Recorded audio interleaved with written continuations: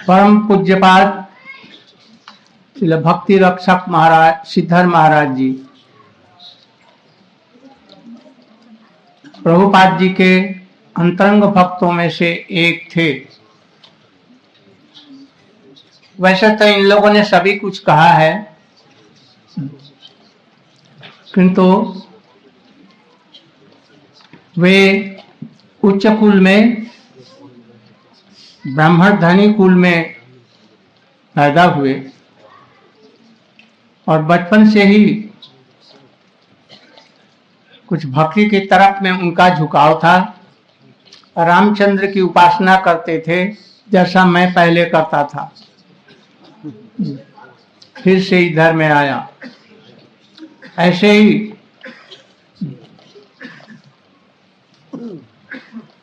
वे राम की उपासना करते थे। फिर प्रभुपाद और उनके गणों के संपर्क में आकर के कृष्ण की भक्ति की तरफ में आए। जैसा कि बतलाया गया, वो कलकत्ते में लॉ कॉलेज में पढ़ रहे थे और किसी प्रकार से प्रभुपाद का संपर्क हुआ और प्रभुपाद के निकट में आए। और उसी समय जबकि वो पढ़ रहे थे तो ही प्रभुपाद के दर्शनों के लिए मायापुर में आए। जोगपीठ आकर मठराज चैतन्य मठ में प्रभुपाद जी वहां थे। उस समय गुरुजी को, हमारे गुरुजी को देखा, बहुत सुंदर वेश में, सफेद वस्त्र में, और टेबल के ऊपर में पैर रख करके हिला रहे थे, आंख बंद करके, और वेद की छड़ी अपने हाथ में लिए हुए थे। आंख बंद करके कुछ चिंतन कर रहे थे। बड़े बड़े सन्यासी लोग, ब्रह्मचारी लोग आकर के प्रणाम करके कुछ पूछते और पैर रख करके उसी पर से वो उनका उत्तर दे दिया करते। फिर प्रणाम करके वो लोग चले जाते। तो परम पूज्यपाद सिद्धर महाराज जी उनको दिखा, ये छोटी उम्र का ब्रह्मचारी सफेद कपड़े में, और बड़े बड़े सन्यासी लोग, ब्रह्मचारी लोग, और इसको प्रणाम करके जा रहे हैं। बात क्या है, कौन है? तो किसी से पूछा तो उन्होंने बतलाया कि नहीं जानते, ये विनोद बिहारी ब्रह्मचारी हैं, बहुत प्रभावशाली हैं। इन्होंने ही मियापुर को मायापुर बदल दिया। एक दिन में कब्र खाना सब हटाकर और पेड़ पौधे लगा करके चैतन्य महाप्रभु की भूमि उन्होंने बना दी, और भी प्रजाओं का शासन इत्यादि किया। तो इनसे बड़े प्रभावित हुए और उसी समय में इनके प्रति इनकी श्रद्धा हुई। कुछ दिनों के बाद में उन्होंने लॉ पढ़ना बंद कर दिया और प्रभुपाद के निकट आए।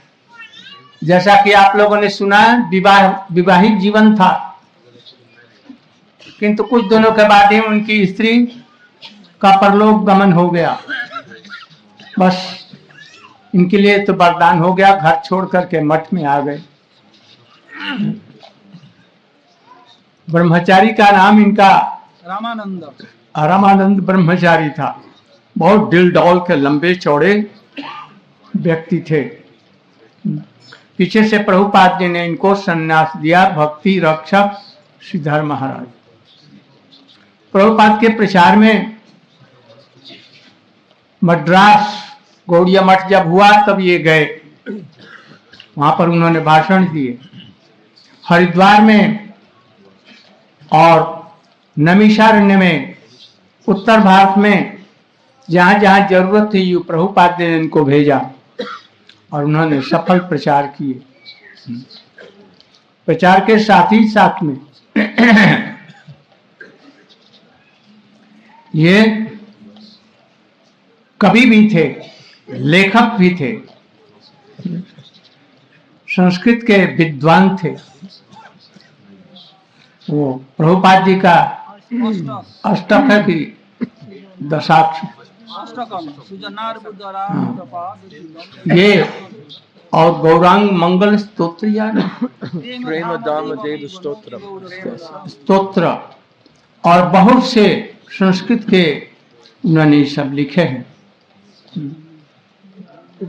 तो इस तरह से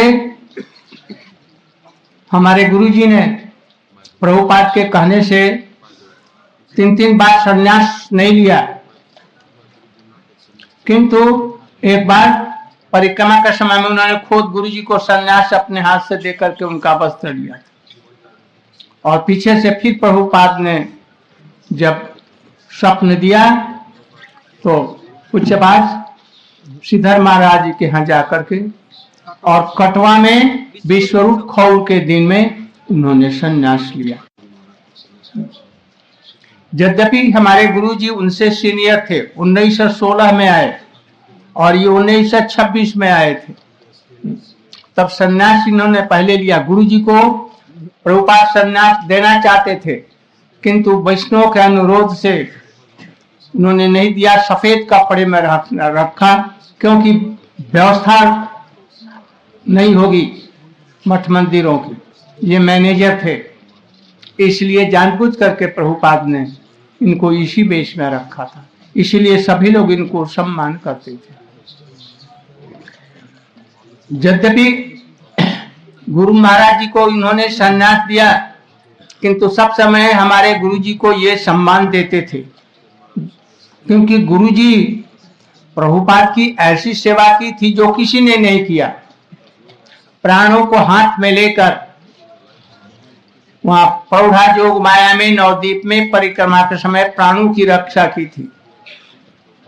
उस समय तो सभी लोग थे, किंतु कोई भी नहीं सामने आया, सब लोग भाग गए, किंतु गुरु महाराज जी उनको अपना वस्त्र देकर के, उनका वस्त्र लेकर के उनको मायापुर भेजा।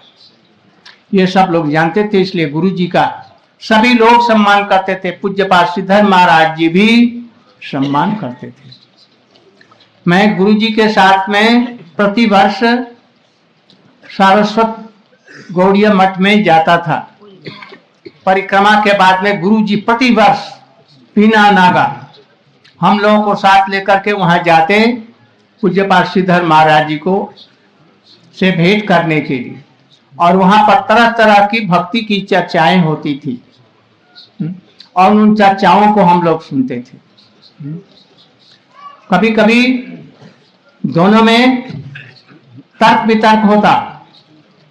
श्रीधर महाराज एक बात को कहते स्थापन करते, गुरुजी उसका खंडन करके नया स्थापन करते, फिर उसका वो खंडन करते, वो उसका खंडन करते, और सब मठ के लोग ब्रह्मचारी सन्यासी वो सुनने के लिए आते।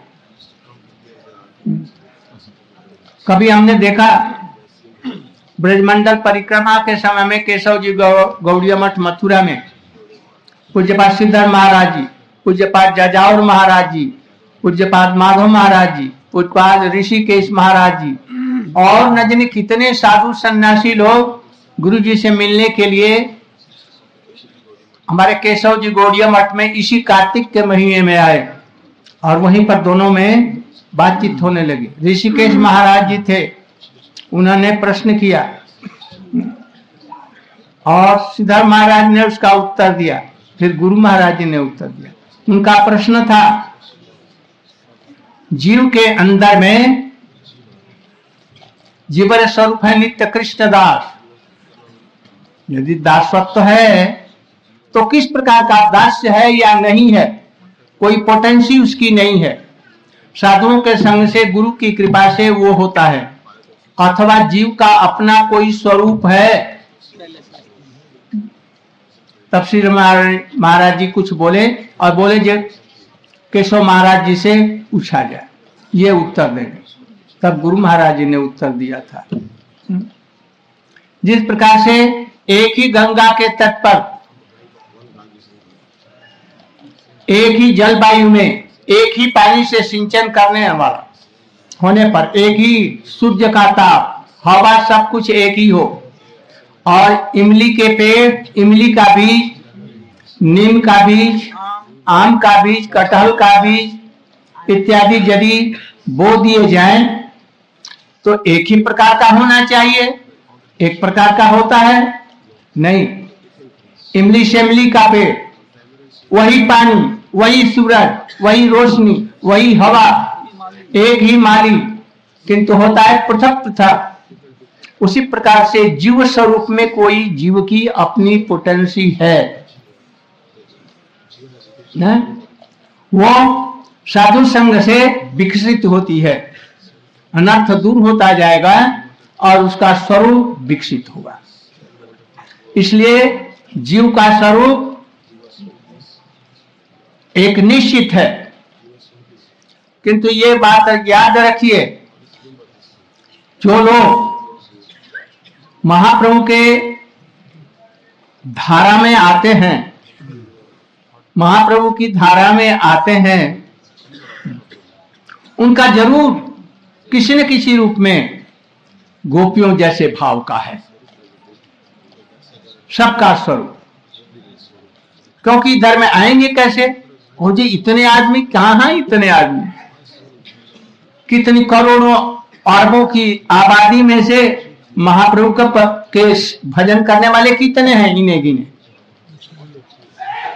इसलिए ऐसा प्रतीत होता है कि महाप्रभु के अनुगत रहने वाले, इस धारा में आने वाले लोगों का गोपियों जैसा ही औपपत्य भाव कृष्ण के प्रति होगा, गोपी भाव ही होगा।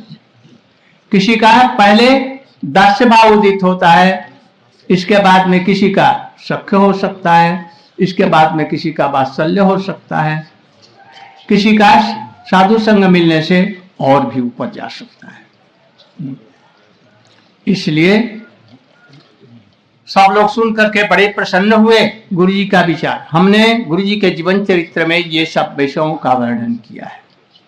इस तरह से पूज्यपाद श्रीधर महाराज जी के यहाँ गुरु जी के बाद भी जब तक वो थे, हम लोग प्रति वर्ष वहां जाते थे।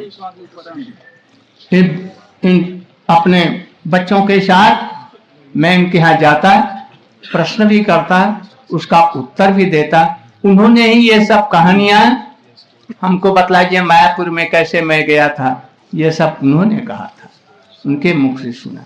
जब भी जाते थे कुछ न कुछ प्रश्न करते और वो उत्तर दिया करते थे। इस प्रकार से उनका जीवन चरित्र बहुत ही आश्चर्यजनक है। आज के दिन उनके चरणों में हम पुष्पांजलि प्रदान करते हैं। हम सब लोगों के ऊपर में वो कृपा करें।